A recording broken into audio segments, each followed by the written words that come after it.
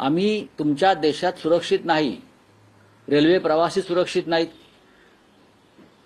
हवाई प्रवास करणारे लोक सुरक्षित नाहीत, पर्यटक सुरक्षित नाहीत, मणिपूरची जनता सुरक्षित नाही, मग तुमच्या जनता राज्यात सुरक्षित कोण आहे? याचं उत्तर अमित शहानी द्यायला हवं. भारतीय जनता पक्षाचे वरिष्ठ नेते विजय रुपानी जे गुजरात राज्याचे मुख्यमंत्री होते, खासदार होते, त्यांचा सुद्धा मृत्यू झालेला आहे.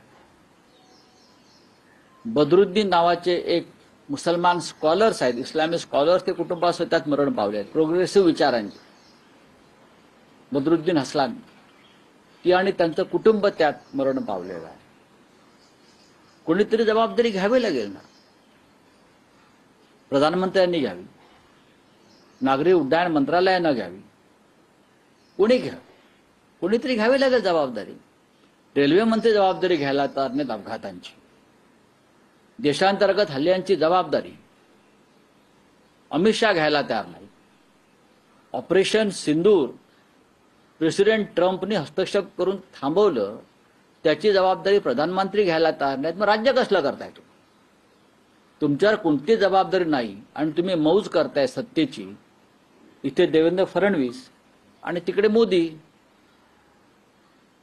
जनता तुम्हाला सरेंडर आहे, बिचारी मरते आहे.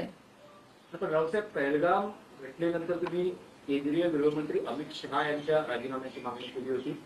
आता ह्या दुर्घटनेनंतर विरोधी पक्ष किंवा शिवसेना, उद्धव बाळासाहेब ठाकरे पक्षाकडून नागरी उड्डयन मंत्र्यांच्या बघा जे मृत झाले त्यांच्या कुटुंबियांनी ही मागणी करायला पाहिजे. खरं म्हणजे सरकारकडे ते बळी आहेत ना, हा सुद्धा सदोष मनुष्यवधच आहे.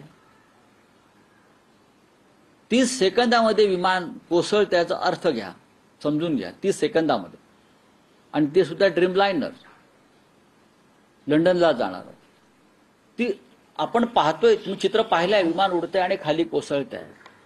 मग टेक्निकल एक्सपर्ट जे असतात विमानतळावरचे, ATCचे लोक जे असतात,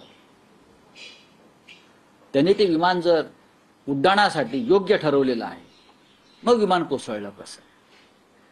पंतप्रधानही आज पहाटे सकाळी पोहोचले आहेत. पंतप्रधानांकडून घटनास्थळाची पाहणी, फोटो वगैरे आलेले आहेत, आम्ही पाहिलं ते फोटो व्हिडिओ वगैरे नेहमीप्रमाणे आलेले आहेत. होय, आहे, ठीक आहे. अमित शहा घटनास्थळी आहे.